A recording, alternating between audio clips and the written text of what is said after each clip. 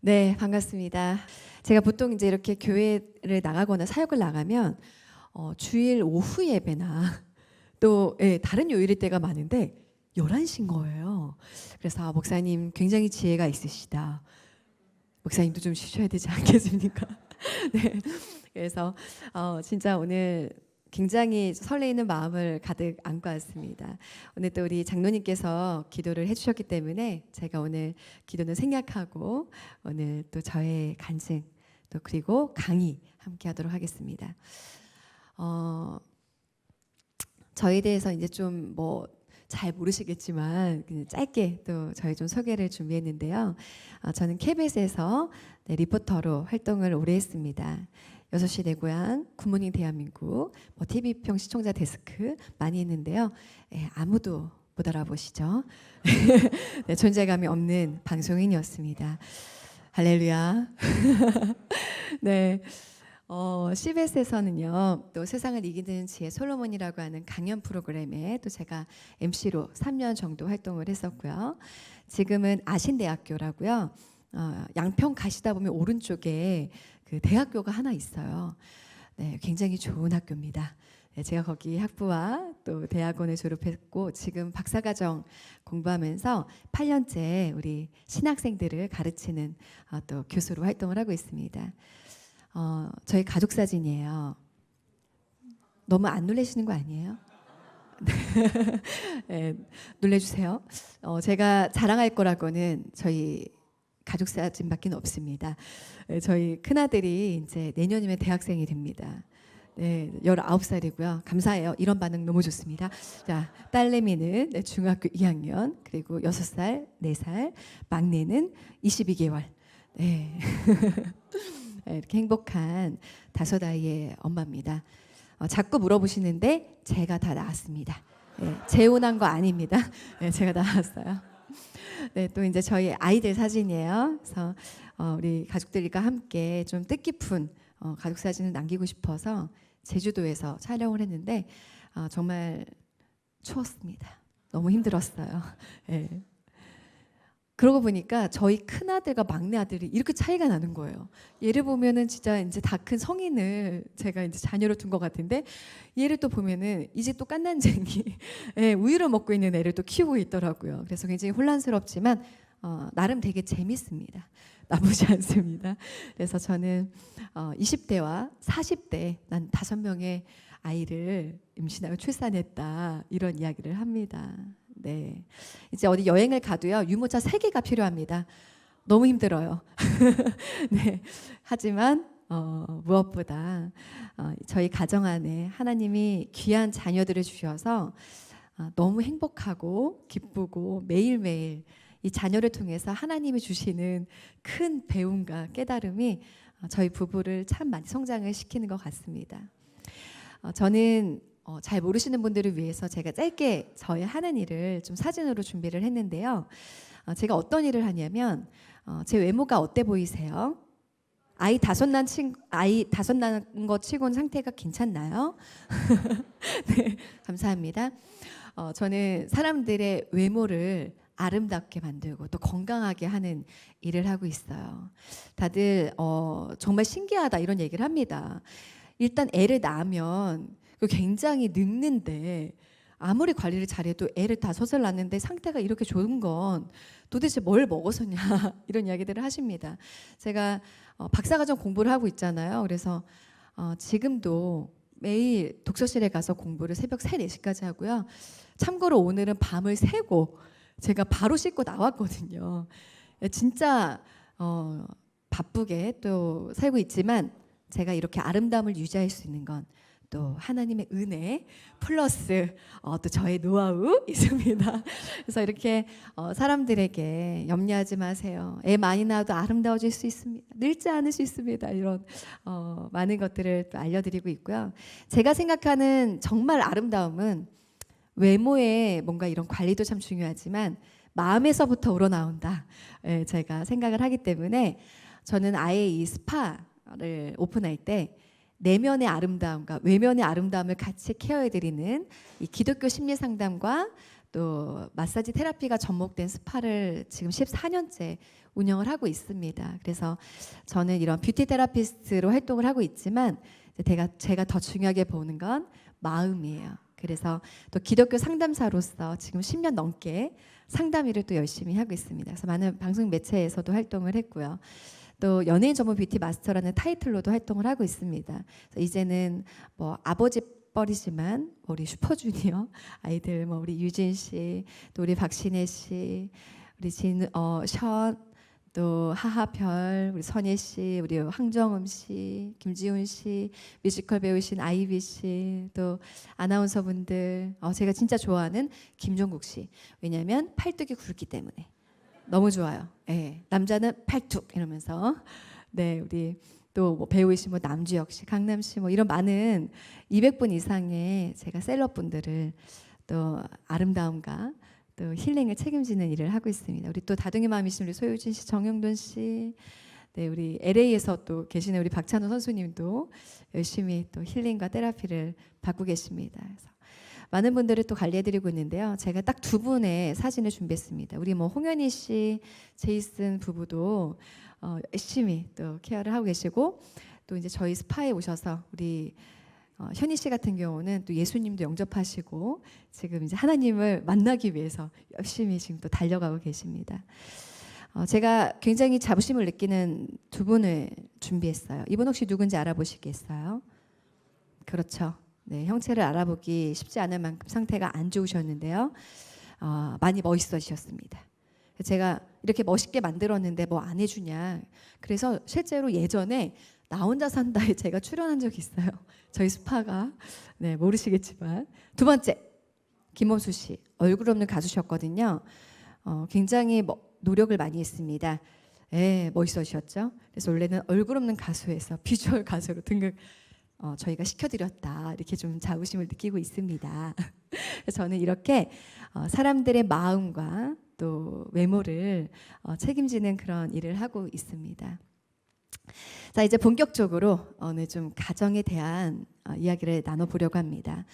제가 이제 아이 5을 키우면서도 정말 느끼는 바가 많지만요. 제가 이제 10년 넘게 이 상담 일을 하고 있잖아요. 그래서 오늘은 정말 이 상담을 통해서 하나님께서 저에게 알려주신 이 가정의 중요성, 정말 이 가정이 얼마나 사람의 인생을 정말 바꿀 만큼 얼마나 강력한 힘을 지니고 있는지 그 가정에 대한 이야기를 좀 들려드리면서 동시에 제가 부탁드리고 싶은 건 그냥 저의 이야기를 듣지 마시고 나는 어떠한가? 나는 우리 가정에서 나의 역할을 잘 하고 있는가? 혹은 나는 내 자녀에게 상처를 주고 있지는 않나? 또 더 나아가서 나도 부모님으로부터 여전히 상처받은 자아를 가지고 아픈 상태로 굉장히 힘들어하면서 그렇게 살아가고 있지는 않나? 좀 내 자신을 돌아보고 하나님 앞에 점검받고 또 기도하는 마음으로 우리가 함께 소통하는 시간을 좀 가졌으면 좋겠습니다. 우리 사랑하는 성도님들에게 가정은 어떤 의미를 가지고 계시나요? 어떤 의미를 가지고 계세요? 이제 PPT를 좀 살짝 여기에서 멈춰주셔도 좋을 것 같고요. 네, 제가 그 딱 3일 전에 이제 이동을 하다가 뉴스를 보게 됐습니다. 그 온라인 뉴스를 보게 됐는데 여러분들 중에서 보신 분들도 계실 수 있는데 굉장히 충격적인 제가 기사를 보게 돼요. 이 사건은 과거로 거슬러 올라갑니다. 2000년 5월 14일에 일어난 일인데요. 이 남성과 여성 시신이 비닐봉지에 버려져 있는 거를 누가 발견을 했냐면 환경미화원이 발견을 했습니다. 당시 정말 충격적이었던 건 24살밖에 안 됐던 이 남성과 여성의 아들, 둘째 아들이 살인범이었어요. 그래서 원인을 무엇인가, 뭐였을까라고 이제 이렇게 파헤쳐 보니까요. 원인은 뭐였을까요? 바로 가정 폭력이었어요. 그래서 이제 이 본인이 부모님을 죽였다라고 고백은 했지만 이제 인터뷰를 통해서 이러한 내용들을 밝힙니다. 부모님은 나를 어릴 때부터 학대했었다. 관심을 주지 않고 엄격하게 대했다. 어머니는 나를 머리가 나쁘다고 구박하고 늘 머리를 때렸다. 그리고 유치원생 때는 신발끈을 잘 묶지 못한다고 정말 나가 죽어버려라. 시계를 잘 또 보지 못하면 그럴 때마다 본인을 굉장히 많이 때렸다라고 고백을 했어요. 그래서 정말 초등학교 때는 나가 죽어라, 너는 싹수가 노랗다, 이런 이야기를 그냥 늘 밥 먹듯이 들었고, 그러다 보니까 본인이 뭔가 사회생활을 잘 할 수도 없었고 굉장히 힘들었다고 해요. 그래서 군에서도 왕따를 당했는데 본인의 부모님이 본인이 군인이었을 때도 단 한 번도 면회를 오신 적이 없다고 했어요. 그리고 아버지는 뭐라고 표현을 했냐면 자신을 향해서 개 쳐다보듯이 나를 쳐다봤고 거들떠보지도 않았다. 나는 부모로부터 단 한 번도 칭찬과 인정을 받아본 적이 없었다.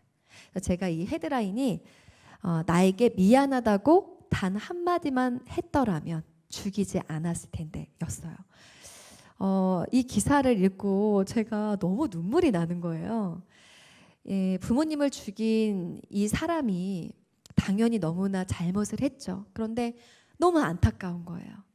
이렇게 자신이 그래도 낳고 키워준 자녀의 손에 본인들이 그렇게 비참하게 목숨을 잃게 된 이 부모님들도 너무나 안타깝지만 평생 부모님으로부터 거절감, 상처 속에서 살아왔다가 결국에 그런 본인의 그 부모님에 대한 분노를 다스리지 못하고 살인을 저지른 이 사람의 이 삶도 얼마나 괴롭고 힘들까라고 생각이 드니까 저도 모르게 정말 눈물이 많이 나더라고요. 저는 이 많은 내담자분들을 만나고 있습니다. 굉장히 다양한 분들을 만나고요. 그리고 또 이 상담사 일을 하게 되면 이 내담자의 누구에게도 이야기하지 못하는 정말 자신만의 이야기를 듣게 됩니다. 자신의 바닥, 정말 저 끝까지 아무에게도 이야기하지 않았고 정말 누구에게도 오픈하고 싶지 않았던, 죽을 때까지 비밀로 가져가고 싶었던 자신들만의 이야기를 듣게 되는 경우가 참 많습니다. 우리가 보통 보면 우울증 환자, 또 공황장애를 앓고 있는 사람들, 조울증에 시달리는 사람들, 그리고 정신분열증을 앓는 이러한 정신의 어려움, 그러니까 이런 마음의 어려움을 겪고 있는 분들은 사람들이 생각할 때 대부분이 뭔가 이 사람의 일이 지금 잘 풀리지 않아서 혹은 어떠한 뭔가 굉장히 마음의 충격으로 인해서 힘든 일로 인해서 이 사람이 이렇게 힘들지 않을까라고 생각을 합니다. 그런데요, 정말 놀라운 사실은 우울증이라든가 마음의 병은 지금 본인의 어려움으로 생기는 게 아닙니다. 얼마 전에도 굉장히 그 세상을 떠들썩하게 했던 죽음이 있었죠.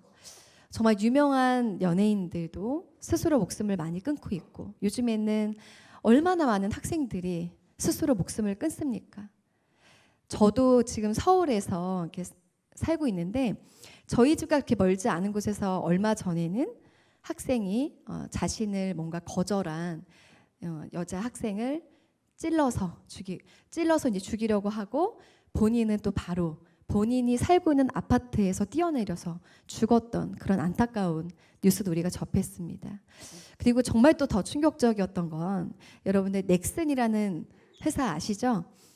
넥슨의 고 김정주 회장님께서도 이 우울증, 죽음의 원인은 우울증이었다, 이런 기사가 굉장히 많이 보도가 됐었는데, 이때 당시에 이 김정주 회장님이 돌아가시고 나서 남은 재산을 보니까 본인의 이름으로 재산이 15조에 달했다라고 나와 있더라고요.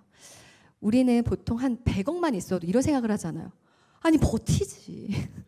아니 난 진짜 단돈 몇 억만 있어도 나 정말 이를 악물고 살 텐데, 아니 재산이 1조도 아니고 2조도 아니고 세상에 15조인데 아니 왜 목숨을 끊어? 이런 생각도 솔직히 하지 않게 되세요? 그런데요, 마음의 병이 이렇게 힘들어요. 돈이 아무리 많아도요, 내가 아무리 유명해도요, 내가 정말 많은 사랑을, 대중들로부터 사랑을 받고 있고 인정을 받고 있어도요, 이 마음의 우울증과 마음의 병은 스스로의 목숨을 끊게끔 할 정도로 너무나 무섭고 강력한 병입니다. 제가 정말 유명한 연예인분들부터 성공하신 분들 참 많이 이렇게 상담을 하면서도 와, 이분이 왜 이렇게까지 힘들어지셨을까라고 처음엔 저도 의아할 때가 있어요. 그런데 제가 아까도 말씀드렸듯이 뭐에 문제가 있고 원인이 있냐면 가정으로부터 거슬러 올라가면 모든 그 의아함이 그냥 사라지게 됩니다. 그만큼 가정이 너무너무 중요해요. 왜냐하면 하나님께서 아담과 하와를 만드시고 가장 먼저 이루게 하신 게 가정이거든요. 부부를 통해서 가정을 이루게 하셨습니다. 그리고 하나님 안에 이 가정의 놀라운 비밀은요, 우리가 상상을 초월할 정도로 너무나 많은 이 비밀이 숨겨져 있는데, 우리는 이 가정을 하나님이 우리에게 허락하셨지만 소망도 별로 없고, 그리고 또 이 중요성도 알지 못한 채 밖에서 사람들에게 인정받는 건 너무 중요하고 칭찬받는 건 너무 중요해. 그런데 우리 가정으로 돌아오면 어떻게 되나요? 가정으로 돌아오면 그냥 화나면 열심히 화를 내요. 그러면 이제 아내분이 이런 이야기를 하시죠. 나만 그냥 맨날 무시해. 당신의 실체를 사람들한테 보여줘. 왜 밖에 나가서 그렇게 나이스한 척, 세상 착한 척하면서 집에 와서는 왜 이 모양이야? 이런 이야기들을 하십니다. 찔리시는 분들 계시나요? 네. 밖에서는 그렇게 친절하고 세상 매너남이고 정말 간이고 쓸기고 다 빼줄 것처럼 하는 너무 좋은 사람들도요, 왜 희한하게 가정에 돌아오면 내 감정대로, 내가 하고 싶은 대로 어떠한 것도 거르지 않고 내 사랑하는 가족들에게 왜 너무 편하게 할까요? 정말 중요한 게 이 바로 가정인데, 우리는 사람들에겐 내가 그래도 잘해야 인정받을 수 있지, 그래야 내가 더 성공할 수 있고 그리고 더 많은 기회가 열리겠지, 이러한 것들을 계산을 하면서 내가 화도 덜 내고 정말 양보하고 싶지 않아도 양보도 하잖아요. 그런데 가족은 언제든지 내 옆에 있으니까, 그리고 나 버릴 거 아니잖아. 가족이 나를 버릴 거 아니잖아. 그러니까 이러한 굉장히 성숙하지 못한 생각을 가지고 너무나 내가 내키는 대로 내 가족에게, 내 사랑하는 사람들에게 너무 많은 상처를 나도 모르게 입히는 경우가 참 많습니다. 제가 신학생들을 가르치고 있잖아요. 제가 이제 신학생들에게 한 학기 동안 어떤 거를 하냐면, 내가 부모님으로부터 받았던 상처, 어린 시절에 내가 정말 하나님 앞에서 해결받아야 될 나의 문제들, 이러한 것들을 다 끄집어내요. 다 끄집어내고 그러한 나의 아픔들을 마주하면서 한 학기 동안 정말 그 시간 여행을 떠나는 거예요. 어린 시절에 나는 어떤 게 행복했고, 난 어떠한 것이 내 인생에 너무나 큰 아픔이었고, 이런 것들을 다 이제 파헤칩니다. 열심히 하나님 앞에 정말 나를 회복하는 이제 그런 시간으로 우리가 한 학기 동안 열심히 노력을 해요. 근데 제가 참 가슴이 아픈 것은, 제가 봤을 때 우리 목사님은 너무 성품이 좋으시고 인격이 훌륭하신 것 같아요. 진짜로. 그냥 하는 말이 아니에요. 그런데 가끔 우리 이제 학생들과 이 시간을 떠나면 아버지가 목사님이신데, 아버지가 선교사님이신데 정말 너무 자식들에게 상처를 주는 분들이 너무 많은 거예요. 그러니까 어떤 학생은 자기는 진짜 어쩔 수 없이 이 신학대를 일단 들어오긴 했지만 자기는 하나님을 안 믿는다는 학생도 있는 거예요. 왜 그러니? 진짜 저희 부모님을 생각하면 제가 하나님 믿을 수가 없어요. 완전 이거는 이중인격자도 이런 이중인격자가 없어요. 선교사님 자녀분들도 그렇게 선교지 나가서 헌신하고 봉사하시는데 집에 돌아오면 우리 아빠는 엄마를 때려요. 그리고 얼마나 저한테 인격적으로 모멸감을 느끼게 하고 저한테 그렇게 욕을 하고 폭언을 하는지 몰라요. 그리고 강대상에 올라가면 아무 일도 없었다는 듯이 그렇게 거룩한 척하고 훌륭한 척해요.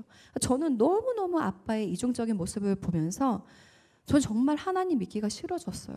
그러니까 이렇게 상처받은 실제로 학생들도 제가 굉장히 많이 보게 됩니다. 우리 목사님은 정말 훌륭하신 분이세요. 네, 진짜 훌륭하신 목사님이세요. 그래서 굉장히 이제 가정 안에서 내가 딱 생각을 했을 때 나는 정말 너무 좋아. 이러면 참 감사한 일인데요. 가정을 떠올리면 마음이 어떠세요? 이런 질문을 하면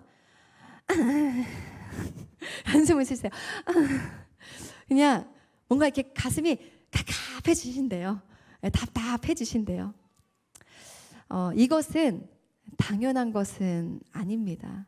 그래서 어떻게 보면 하나님이 우리에게 주신 너무나 값진 선물이 있는 가정이 정말 가정을 통해서 하나님은 너무나 많은 축복을 우리에게 주시기를 원하시고 이 가정 안에서 놀라운 천국을 이루면서 하나님이 주신 정말 많은 선물들을 우리가 누리면서 이 땅을 살아가기를 원하시는데 우리가 그것을 놓치는 경우가 참 많습니다. 제가 이제 아까도 말씀을 드렸듯이 인간은 태어나서 가장 먼저 경험하는 게 이 가정이거든요. 그러니까 이 가정 안에서 부모님이 나를 어떠한 시각으로 바라봐 줬는지, 그리고 나를 어떻게 대해 줬는지, 내가 그 가족 안에서 어떠한 위치로 살았는지에 따라서 그 사람의 인격과 자아와 가치관과 세계관이 형성이 됩니다.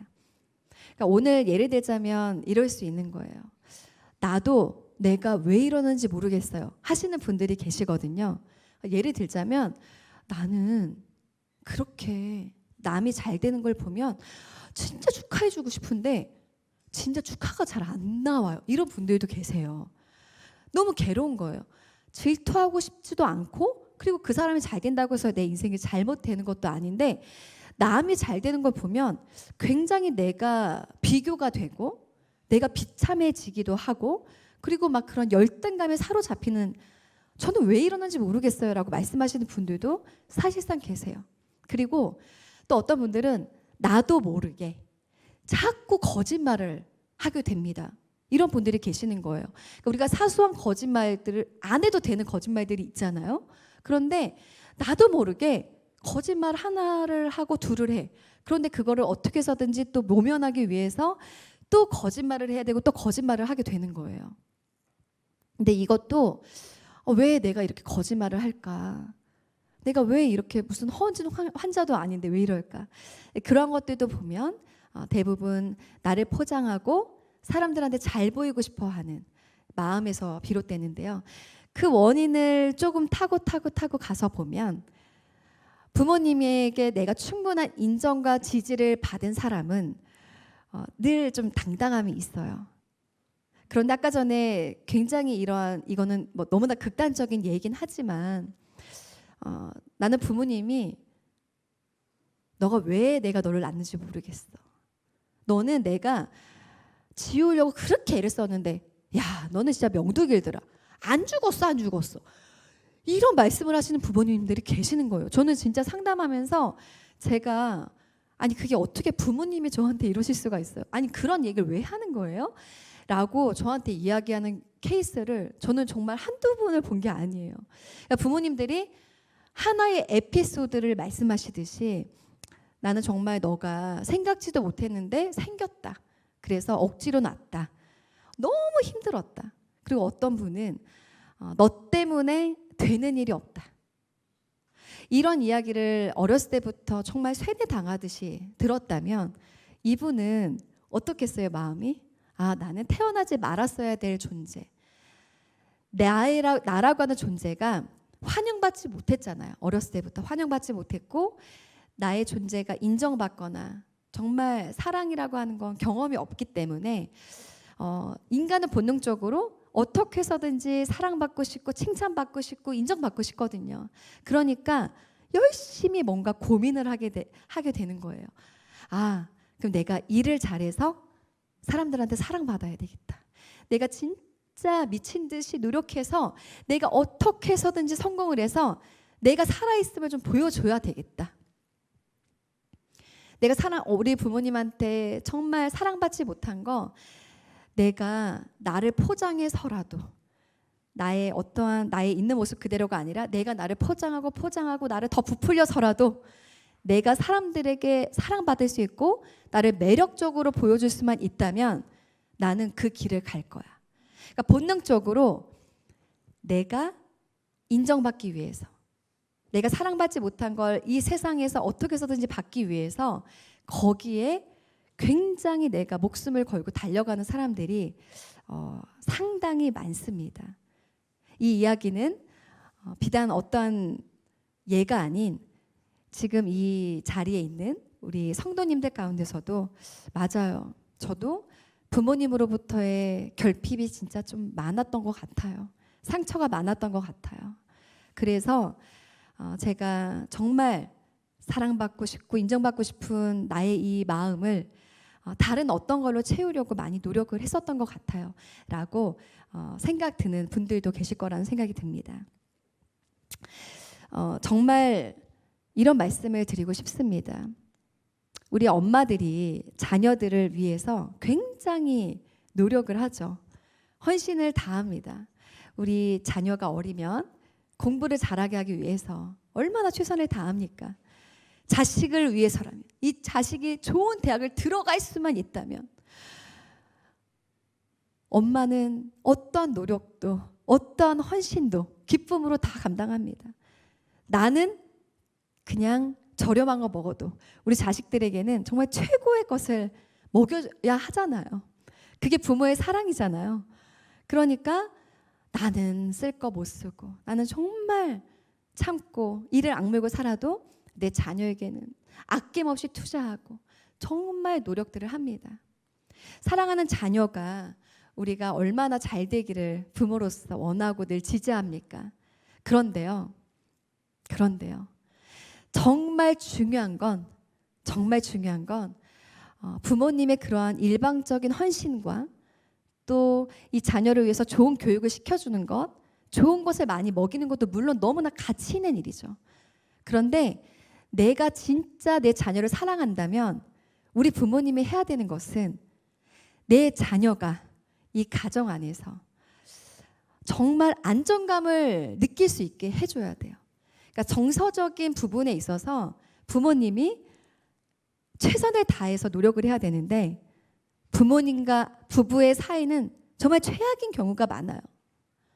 그러니까 자녀가 볼 때 어떻게 저렇게 엄마 아빠는 맨날 싸울까? 이렇게 보면 아이도 너무나 그냥 마음이 편하지 않는 거예요. 아빠는 뭔가 엄마를 보면 늘 화가 나 있어. 시방 뭐라지? 맨날 뭐가 화가 나 있어. 뭔가를 트집을 잡기 위해서 그냥 애쓰는 사람 같아요. 엄마도 아빠가 들어오면 뭔가 환영하고 아빠를 정말 섬기고 뭔가 이러한 마음보다는 엄마 역시 어떻게 해서든지 그냥 아빠의 부족한 모습을 막 들춰내려고 하는, 그러면서 서로 엄청 싸우죠. 응? 당신은 이래가지고 뭐 되겠어? 왜 이거 가지고 뭐 왜 또 잔소리를 하는 거야? 당신 왜 또 술 마시고 늦게 들어? 그러니까 뭔가 이 가정 안에서 야 진짜 행복하다. 우리 엄마 아빠는 진짜 서로를 아끼고 존중하고 존경하면서 아름다운 가정의 모습 안에 자녀가 안정감을 느껴야 되잖아요. 그런데 이게 훨씬 더 중요하다라고 하는 걸 망각하고 부부는 서로 갈등하고 싸움하고 부부 안에서 하나가 되기를 전혀 노력하지 않고 하나님께 정말 부르짖지 못하고 그냥 자식 사랑이면 다라고 생각하는 경우가 굉장히 많습니다. 저는 제가 이제 이 터울이 굉장히 많잖아요. 첫째, 둘째를 낳고 3, 4, 5번을 낳았습니다. 제가 1번, 2번을 낳았을 때는 이 상담사 일을 할 때가 아니었어요. 그냥 1번, 2번을 낳았을 때는 제가 리포터로만 활동을 할 때였어요. 그런데 제가 이 상담을 하면서 내담자분들을 만나면서 이 어릴 때 가정 안에서의 부모의 모습이 얼마나 중요하고 그리고 이 자녀들이 진짜 부모님의 그 말 한마디에 큰 씻을 수 없는 상처가 되기도 하고 부모님의 그 지지와 신뢰를 토대로 이 아이들이 정말 잘 자라면 얼마나 멋진 아이들을 자랄 수 있는지에 대한 걸 제가 뒤늦게 알게 된 거예요. 그러니까 원래부터 저는 아이를 좀 많이 낳고 싶기는 했으나 남편이 이제 절대 안 된다 이래서 포기를 하고 있었지만 제가 실제로 정말 내담자분들을 만나면서 와, 하나님 저에게 셋째를 주신다면 제가 이제는 정말 좀 한번 잘 키워볼 수 있겠습니다.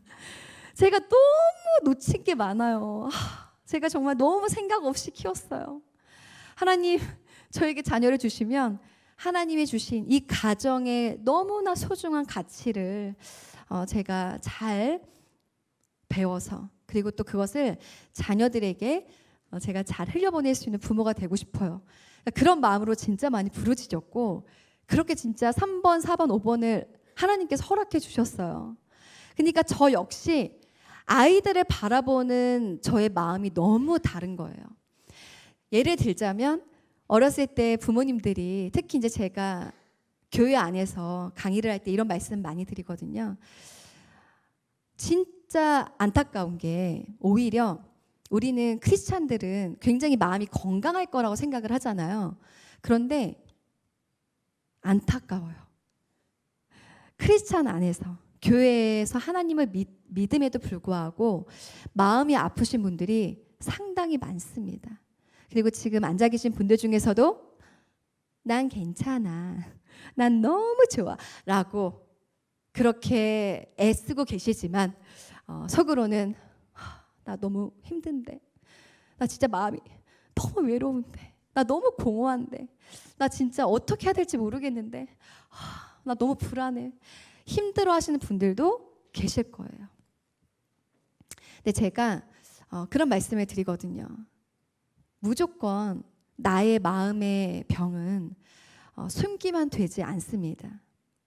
특히 내가 이제 교회 안에서 또 누군가를 끌어주는 그런 리더십 안에 있다면 내가 이러면 더 안 되는데, 내가 이게 누군가에게 걸리면 안 되는데 라고 생각을 해서 더 꽁꽁 내 마음의 어려움을 숨기려고 해요. 근데 그것은 결국에 이 마음의 병을 하나님께 올려드리지도 않고 사람의 눈에 시선의 두려움 가운데 내가 그냥 감춰버리기 때문에 이 마음의 병이 걷잡을 수 없이 커지는 거예요. 그래서 저는 꼭 부탁드리고 싶은 게, 이 자리에 있는 분들 중에서 마음이 힘들고 아픔이 있고 내가 이건 진짜 병이다 라고 하신다면 하나님은 그런 여러분들을 향해서 너 왜 그러니? 라고 하시지 않거든요. 우리가 몸이 아프면 병원에 갈 수 있잖아요. 필요에 따라서 약도 처방받을 수 있잖아요. 그리고 거기에 맞는 치료 받아야 되잖아요. 그러니까 마음의 병도 마찬가지거든요. 제일 중요한 것은 하나님이 우리를 치유 당연히 하실 수 있으시죠. 그런데 내가 마음의 병은 무조건 영적인 문제고 내가 기도를 안 해서 이것은 그냥 어떻게 해서든지 내가 하나님 안에서 색을 봐야지라고, 그것도 가치 있고 또 소중한 마음이시지만 저는 혼자서 끙끙 앓게 되시면서 숨기지 마시고 하나님께 정말 여러분들의 문제를 좀 오픈하셨으면 좋겠어요. 제가 이 말씀을 왜 드리냐면 너무나 안타까운 게 크리스찬들이 그렇기 때문에 심각한 마음의 병을 앓게 되시는 분들을 저는 상당히 많이 봤습니다. 그리고 우리가 교회 안에서 자녀들을 사실상 어떻게 또 많이 키워요? 착한 아이로 키우려고 너무 많이 노력을 해요. 이 아이가 정말 뭐를 원하지? 지금 이 아이의 생각이 어떨까? 이런 걸 생각하기보다는 보통 우리가 교회 안에 있으면 누구 집사님 자녀, 누구 권사님 손자, 손녀, 목사님의 자녀, 이러한 어떻게 보면 걸맞는, 수식어에 걸맞는 인격이 나와야 된다 생각을 해요. 그래서 아이들이 뭔가 장난감을 막 갖고 놀 때에도 착하지? 내가 똑같은 거 사줄 테니까 우리 양보할까? 무조건 뭔가 이 착한 아이로 만들려고 부모님들이 굉장히 노력을 많이 하세요. 너가 갖고 싶어? 그래. 양보하고 싶지 않으면 양보하지 않아도 돼. 그래. 너가 원하면 너가 해. 너가 쟁취하면 돼. 그러니까 뭔가 이런 아이를 지지해주고 믿어주고 너의 편이 되어주는 것보다는 굉장히 이 안에서도 우리가 사람을 많이 의식하거든요. 너무 괴로운 거예요. 보통 저도 목사님 딸이었거든요. 목사님 이제 아버지가 은퇴하셨지만 그러면 나의 뭔가 생각이 중요한 게 아니라 성도님들의 늘 시선에 걸맞는 내가 돼야 되니까 전 너무 싫더라고요. 그리고 그 삶이 너무 힘든 거예요. 내가 목사님이 아닌데 왜 나보고 목사님처럼 살라고 하시지? 그리고 그렇게 안 하면 또 엄청 혼내. 그리고 내가 무슨 부모님의 이름에 먹칠하는 사람인 것처럼 내가 그렇게 낙인이 자꾸 찍히는 거예요. 그러니까 얼마나 더 외롭고 힘들었겠습니까? 마찬가지로 진짜 이 교회 안에서도 어떤 컴플렉스가 많아요. 착한 사랑 컴플렉스가 너무너무 많아요. 제가 상담했었던 굉장히 안타까운 그 자매가 있었어요. 그 자매는 아버지가 굉장히 큰 교회 성공하신 목사님의 딸이었어요. 그런데 이 친구가 저에게 상담을 받을 때에는 굉장히 심각할 정도로 상태가 안 좋아졌었어요.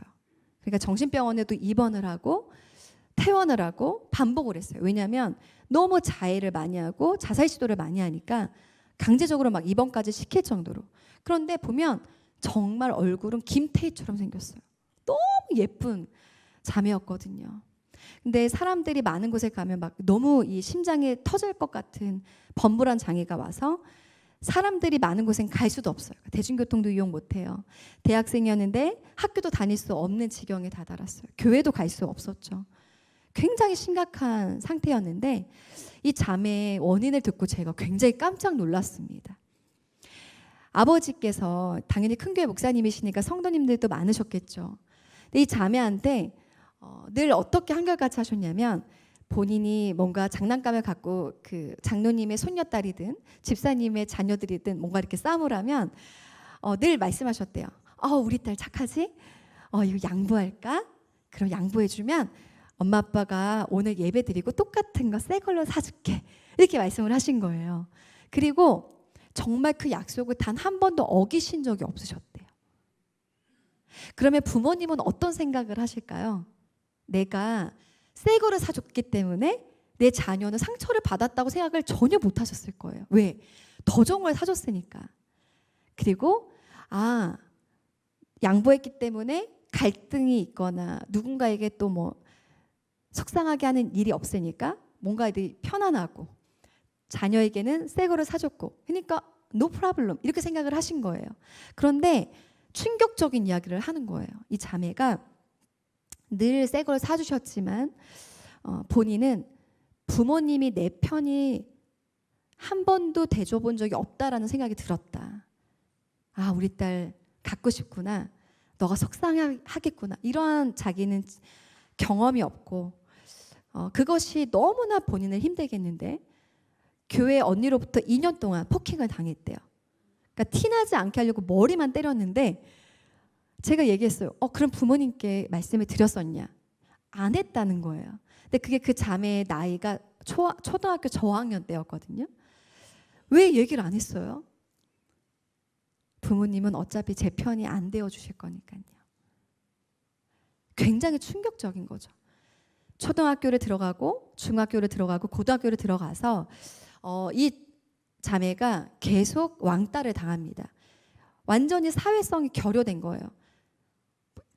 사람들이랑 친해지는 방법도 모르고 거의 막 바보같이만 지내니까 왜냐하면 이제 반응을 해야 되잖아요. 그런 이제 아이들이 괴롭힐 때는 반응을 해야 그걸 막 즐기잖아요. 막 울어야 되고 막 괴로운 걸 보면서 애들이 막 또 안타깝죠. 막 희열을 느껴. 그런데 얘는 어떤 반응도 하지 않으니까 애들이 자기한테 와서 그렇게 침을 많이 뱉었대요. 그런데 제가 이야기했어요. 그러면 그때 부모님한테 단 한 번도 도움을 구한 적이 없냐. 그랬더니 이 자매 말 동일하게 어차피 부모님은 제 편을 안 들어주실 거니까요. 왕따를 당하고 친구들이 그렇게 본인을 향해서 침을 뱉어도 하지마. 너네들 이러면 내가 선생님한테 이럴 거야. 이렇게 저항할 수 있는 힘도 없었다는 거예요. 왜냐하면 싸우는 법을 배워본 적도 없고 너가 억울한 일을 당하면 이렇게 저항을 해야 돼. 이런 얘기를 들어본 적이 없는 거예요. 이 자매는 한결같이 어떤 이야기만 들었어요? 양보해야지.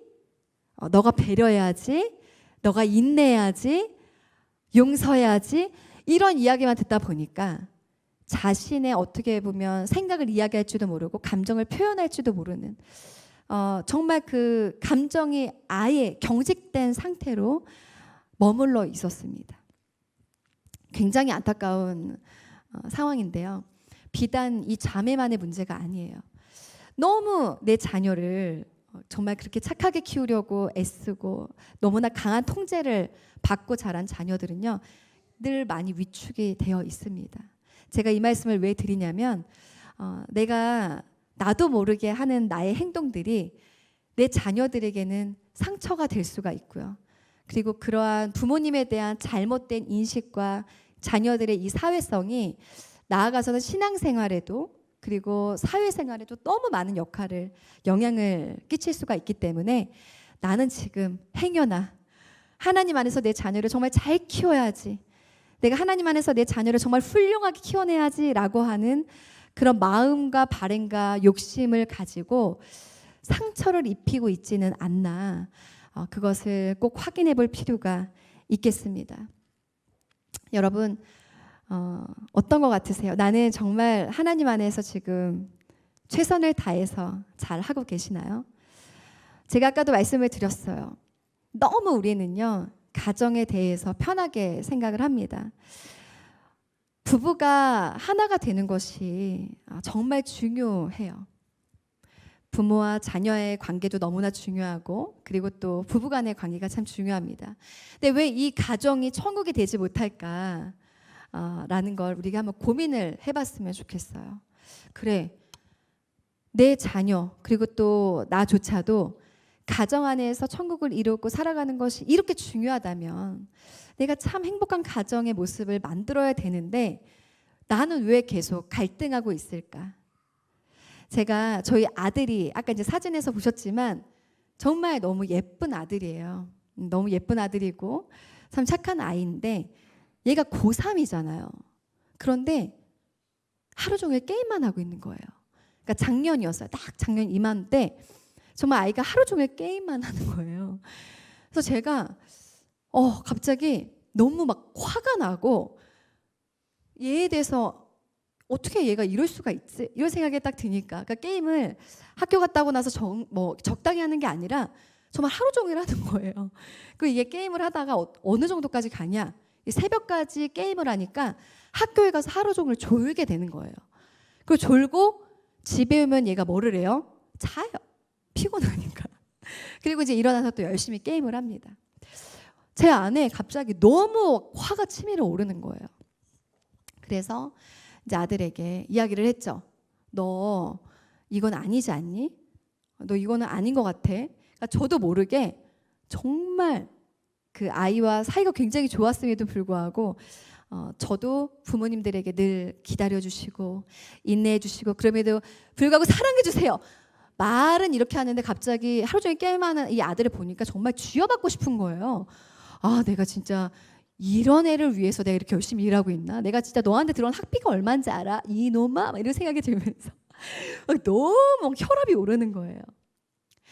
그러니까 아들도 당연히 저를 막 피하게 되죠. 엄마가 자기를 만나면 이 눈빛 자체가 막 자기를 뭔가 굉장히 혐오하는 듯한 눈빛으로 나를 바라보고 있어. 느꼈겠죠? 나로는 기도를 하는데 하나님께서 저에게 굉장히 큰 깨달음을 주십니다. 어떤 깨달음을 주셨냐면, 미나야, 너 불안하니? 이 말씀을 딱 하시는 거예요. 제가 너무 깜짝 놀랐어요. 하나님, 제가 불안하다라고 생각을 하지는 않았었거든요. 근데 하나님께서 불안하니? 그래서 제가 맞아요, 하나님. 저 너무 불안해요. 얘가 바보가 될 것 같아서 너무 불안해요. 바보가 될 것 같아요. 얘가 이렇게 게임만 해서 바보가 될 것 같아요. 그리고 얘가 뭐가 될까? 갑자기 제 안에 염려가 오니까 하나님, 제 마음을 주체할 수 없이 너무너무 제가 화가 나고 힘들어요. 근데 하나님이 저에게 너무나 명확하게 말씀하셨어요. 미나야, 민규는 네 게 아니라 바로 내 아들이야. 너 거가 아니야. 너 눈에는 한심해 보이고 너무너무 소망이 없어 보이는 그 아들이라 할지라도 민규의 인생은 내가 책임져. 그러니까 너 불안해하지 마. 너 불안해하지 마. 불안해하지 말고 너의 마음과 생각을 지키고 이 아이를 믿어줘. 그리고 신뢰해주고 기다려줘. 이 말씀 너무나 강력한 감동을 주셨어요. 그래서 제가 너무나 그 강력한 하나님의 그 깨달음에 회개를 했죠. 아주 그냥 입은 살아서 말은 그냥 사람들한테 그렇게 잘하면서도 내가 그 현실적인 문제를 딱 맞닥뜨려졌을 땐 나 역시 동일하게 화가 나 있고 예민해져 있고 아이와 막 갈등하고 있는 저의 모습을 보면서 하나님께 진짜 많이 회개를 했습니다. 그리고 제가 아들에게 그때부터 태세 전환을 합니다. 이제 아들이 저를 막 피할 거 아니에요. 제가 늘 뭔가 이렇게 막 화가 나 있으니까.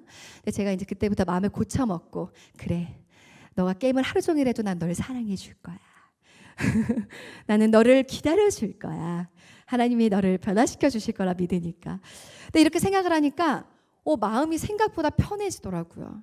그래서 아들한테 원래는 이제 밥을 다 차려놓고 먹으라고 하면 밥을 먹어요, 안 먹어요?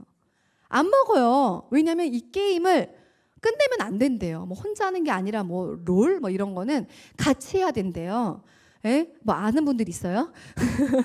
그래서 밥 좀 먹고 해. 막 이러면 엄마 지금 이게 저가 혼자 하는 게 아니라 여러 명이서 해서 제가 지금 밥을 먹을 수가 없어요. 맨날 이런 말을 했거든요. 그래서 제가 고민을 하다가 이제 그냥 밥을 넣어주자. 그래서 이제 아들아 밥 먹어 이러면 엄마 지금 죄송해요 게임해야 돼서 이러면 이제 제가 그때부터 그치? 그럼 내가 밥을 먹여줄까? 아니 엄마. 그러면 엄마가 여기 책상 위에다 올려놓을 테니까 너가 꼭 밥을 먹었으면 좋겠어. 왜냐면 손가락에 힘이 쫙 들어가야 게임을 더 잘할 수 있을 것 같아. 엄마가 널 방해하려고 하는 것은 아니야. 그냥 편안하게 게임해. 이제 이렇게 제가 마음을 완전히 바꿔서 넌 무조건 잘 될 거야. 넌 정말 잘 되라. 넌 하나님 아들이니까. 너 내 거 아니니까. 이렇게 막 축복을 해주면서 아들을 향해서 굉장히 애정 어린 눈빛으로 바라보고 한결같이 대했어요. 그랬더니 저희 아이가 너무 이제 엄마의 이런 따뜻함을 바라보면서 이제 놀란 거죠.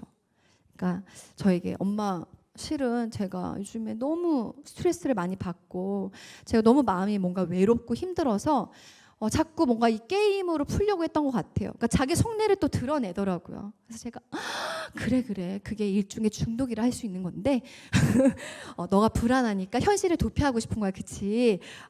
괜찮아. 하나님이 우리 민규가 하나님께 도우심을 구하면 정말 너의 그 불안이 이 게임으로는 안 없어지거든. 엄마가 조금 알아. 엄마 상담하는 사람이잖아. 우리 같이 하는 게 기도해보자. 그리고 너의 불안이 어디서부터 시작됐는지 엄마랑 같이 기도하면서 한번 해보자. 그래서 진짜 오히려 저희 아들한테 해주지 못했었던 아들의 어린 시절, 우리 민규는 어린 시절 혹시 엄마로부터 어떤 상처를 받았어? 근데 저희 아이는 제가 그 둘째 아이를 딸을 낳고 제가 바로 방송 리포터였기 때문에 낳자마자 또 방송 일을 바로 했거든요. 그래서 저희 그 둘째 딸을 밑에 집 할머니한테 이제 좀 맡겼었어요. 근데 할머니께서 저희 아들을 그냥 혼자 내버려 두고 딸만 데리고 그렇게 다니셨던 거예요. 전 몰랐죠.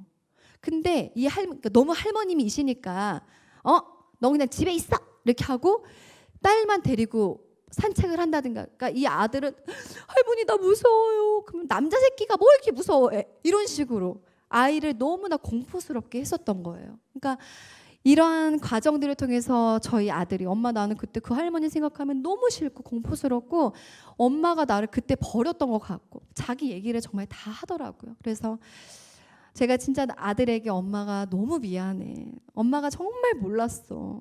그때 알았더라면 엄마가 어떻게 해서든지 조치를 취했을 텐데 너 너무 힘들었겠다. 정말 엄마가 너무 무지했다. 정말 미안해 하면서 너무나 따뜻한 시간을 보냈어요. 근데 놀라운 일이 생깁니다. 저희 아이가 엄마 기쁜 소식을 제가 전해드릴게요 이러는 거예요. 그래서 무슨 일인데? 물어봤어요. 했더니 뭐라고 했겠어요? 엄마 제가 게임을 지웠어요 이러는 거예요. 하루에 10시간 이상을 했는데 게임을 지웠다는 거예요. 제가 너무 깜짝 놀라서 아니 갑자기 무슨 일이야? 왜 게임을 지웠어? 그랬더니 저희 아들이 제가 좋아하는 사람이 생겼거든요. 그래서 제가 이렇게 사는 건 그 사람을 위해서 옳지 못한 것 같고요. 제가 뭐라도 꿈이라도 갖고 좀 멋진 남자가 돼야 제가 그 사람을 또 뭔가 먹여 살릴 수 있지 않을까요? 이런 이야기를 하는 거 아닙니까? 제가 정말 주님의 방법은 놀랍고 놀랍도다. 예. 뭐 아이가 엄마 제가요 꿈이 생겨서 그리고 제가 또 이렇게 게임을 너무 심각하게 하는 게 이게 너무 죄인 것 같아서 물론 이렇게 깨달아서 한 건 아니지만 여러분 동기가 어떠하든 아이가 게임을 지우고 정말 내가 이렇게 살면 안 되겠다 하신 게 전 누가 했다라고 믿겠어요? 정말 하나님이 함께 하신 은혜라고 저는 생각을 하거든요. 그래서 자연스럽게 아이가 게임을 지우고 뭐 얼마 지나지 않아 거절당했죠 뭐. 그래서 굉장히 실망과 마음 아파하는 시간들이 또 길었지만 지금은 저희 아이가 굉장히 많이 또 예전보다는 훨씬 더 게임을 안 하고 하나님 안에서 또 잘 자신의 그 길을 놓고 기도하면서 나아가고 있습니다. 부부도 마찬가지입니다. 우리가 자녀들에 대해서도 부모가 하나님께 좀 맡기고 진짜 하나님이 이 아이를 책임지신다라고 하는 그 믿음과 신뢰와 확신이 있으면 내 자녀가 좀 문제하여도 걱정할 게 없어요. 불안할 게 없어요. 그런데 진짜 이놈 이렇게 하다가는 아주 그냥 학교에 일진처럼 지내고 랄라리가 돼서 이거 문제가 되고 이거 도무지 내가 그러니까 이렇게 막 생각이 들면서 불안해지기 시작을 하면 정말 어떻게 해서든지 이 아이를 내가 막 휘어잡으려고 하게 되고 갈등은 커질 수밖에 없거든요. 그것은 아시잖아요. 아이를 더 튕기어져 나가게 하는 굉장한 발판이 됩니다. 그래서 부모님이 오히려 이럴 때일수록 나는 너를 믿고 있어. 나는 너가 누가 뭐라고 해도 넌 아주 큰 인물이 될 거야. 큰 인물이 될 거야. 저희 아들이 얼마 전에는 갑자기 엄마 이거 정말 최고의 패션이에요. 이러면서 옷을 샀는데 치마를 사온 거예요. 그래서 치마를 어디서 샀니 했더니 여성 의류 매장 가서 샀대요. 그래서 제가 너무 충격을 받아서 이걸 입고 다니려고 그랬더니 입고 다닌다는 거예요. 저희 남편은 막 뒷목 잡고 얘가 왜 이러지 막 이래요. 그런데 아이의 어떠한 모습도 우리가 인정해주고 제가 남편한테 여보 얘는 좀 특별한 것 같아. 예사롭지 않은데 기대가 돼 오히려. 그냥 평범하지 않잖아. 남자가 바지만 입어야 돼. 이러한 생각을 뛰어넘는 아이. 여보 기대되지 않아? 네. 그러니까 하나님께 맡기니까요. 대단히 큰 문제도 없고 불안할 것도 없고 그러니까 지금은 너무너무 천국이에요. 부부와 안에서도 마찬가지입니다. 불안한 거예요. 아내분들이 남편을 하나님의 세우신 어떻게 보면 정말 머리라고 하셨고 아내는 교회라고 하셨어요. 정말 교회처럼 사랑하는 아내를 섬기라고 하셨고 아껴주라고 하셨는데 우리가 이 말씀 안에 진짜 충성되게 내가 남편을 하나님의 마음으로 바라보고 아내를 하나님이 나에게 정말 돕는 배필을 보내신 최고의 선물이라 여기고 아끼고 사랑하고 살아가는 것보다는 늘 안에 불안이 있는 거예요. 우리 승진하지 못하면 어떡하지? 막 불안해. 그러니까 남편도 막 예민한 거예요. 나 승진 못하면 안 되는데. 그럼 내가 가장으로서 큰일 나는데. 그러니까 치열한 삶을 살게 되죠. 치열한 삶을 살게 되고 아내도 자기 이렇게 해서 승진할 수 있겠어? 응? 돈 벌어야지. 돈 이렇게 벌어서 어떻게 할 거야? 그러니까 내가 그때 이렇게 하라고 했잖아. 또 이제 퇴직하고 좀 잘해보겠다고 어떤 사업을 열었어. 근데 남편이 사업이 잘 될 수도 있지만 안 될 수도 있잖아요. 그러면 잘 안 될 때에도 여보 염려하지 마. 어떻게 하나님이 우리를 거리에 나앉게 하시지는 않겠지. 우리 이럴 때일수록 마음을 합하여 하나가 돼요. 우리 진짜 더 똘똘 뭉쳐서 우리 서로를 의지하고 하나님께 기도하며 나아가요. 뭔가 이런 자세가 아니라 내가 이럴 줄 알았어 그냥. 그 사업한다고 할 때부터 내가 이거 아니라고 했지? 왜 뭘 그냥 사업을 한다고 해서 이 돈을 다 날려먹어? 그러니까 이런 식으로 막 하니까 잡아먹듯이 하니까 남편도 아내분 보는 게 힘들고 그러니까 이게 서로가 하나가 돼서 협력하고 정말 같이 동역자의 관계로 가야 되는데 아내도 불안해. 마음이 편하지 않고 남편도 불안하니까 편하지 않고 그러니까 서로를 향해서 뭔가 굉장히 서로에게 상처를 입히고 서로 더 갈등을 촉진시키는 그런 관계가 되는 경우가 참 많습니다. 여러분 물론 이러한 예는 우리 성도님들 중에서는 단 한 분도 없으실 거라고 저는 믿어 의심치 않습니다. 맞으시죠? 아멘이 적으신 거 보니 살짝 찔리시는 분도 계시는 것 같고 네, 그래서 제가 정말 참 감사한 게요. 이렇게 우리가 참 대단하게 뭐를 해야지만이 제가 여러분 가정을 천국을 이루십시오라고 하는 게 대단한 에너지가 들어가고 대단한 노력이 필요하고 정말 뭔가 또 돈이 많이 들어가고 이렇게 오해하시는 분들도 계시지만 절대 그렇지 않거든요. 그래서 제가 늘 말씀드리는 것은 우리 성도님들 한 분 한 분마다 나는 정말 하나님 안에서 행복한가? 나는 행복한 엄마인가? 나는 행복한 아빠인가? 그러한 부분들에 대한 부분들이 반드시 점검해 보시고 내가 아직 내 안에 문제가 있다면 그 문제를 하나님께로 반드시 정말 가지고 가셔서 하나님 제가 정말 행복한 그리고 또 마음이 건강한 부모 자녀가 나를 바라볼 때 진짜 안정감을 느낄 수 있는 그런 부모가 되기를 원합니다 라고 기도하시면서 함께 나아가셨으면 좋겠습니다. 저의 중학교 사진이에요. 와우, 되게 지금이 더 낫지 않나요? 네, 얼굴이 정말 세상 화는 다 가지고 있는 얼굴이죠. 저는 굉장히 어렸을 때 분노가 많고 화가 많고 그리고 우울증을 심하게 앓았었던 우울증 환자였어요. 그리고 자살 충동을 많이 느꼈던 정말 그야말로 굉장히 힘든 그런 저의 그 청소년기를 보냈었던 사람입니다. 제가 지금 자녀들 때문에 걱정하시는 분들에게 걱정하지 마요. 나 진짜 나 완전 상태 안 좋았었잖아. 나 진짜 맨날 죽으려고만 했잖아. 막 이렇게 얘기를 하면 다들 안 믿으세요. 그래서 제가 이렇게 사진을 준비했어요. 세상 제가 이때 사진을 다 보면 세상 얼굴 모든 세상 근심을 다 지고 있는 세상 화는 다 가지고 있는 이런 사진밖에 없습니다. 제가 이랬던 저지만 제가 정말 하나님 안에서 회복되니까 이렇게 앉으나 서나 웃을 수밖에 없는 정말 이렇게 늘 기쁨이 충만한 사람으로 제가 다시 태어날 수 있었습니다 라고 말씀을 드리거든요. 얼마 전에 찍은 사진이에요. 저 많이 예뻐지지 않았나요? 저예요. 저예요. 저희 회사에서 이제 화장품도 만들고 건강기능식품도 많이 만들고 있는데 저희 그 직원들이 회의하다가 대표님 이번 제품은 대표님이 모델을 하셔야 될 것 같습니다. 아이 5명의 엄마가 그럼에도 불구하고 미모를 유지할 수 있는 비결 이런 걸로 대표님이 하시면 어떨까요? 제가 굉장히 주저 많이 하고 반대를 많이 했는데 찍었는데 예쁘게 나왔어요. 그래서 제가 정말 30년 전 제 사진과 30년 후 사진을 비교하는데 정말 지금이 더 예쁘더라고요. 이게 무엇이냐면 제 안에 하나님이 주신 온전한 회복이 일어났기 때문에 얼굴도 더 예뻐지고 마음도 더 행복해지고 기쁨이 정말 제 안에서 차고 넘칠 수 있었다는 사실을 말씀드리고 싶습니다.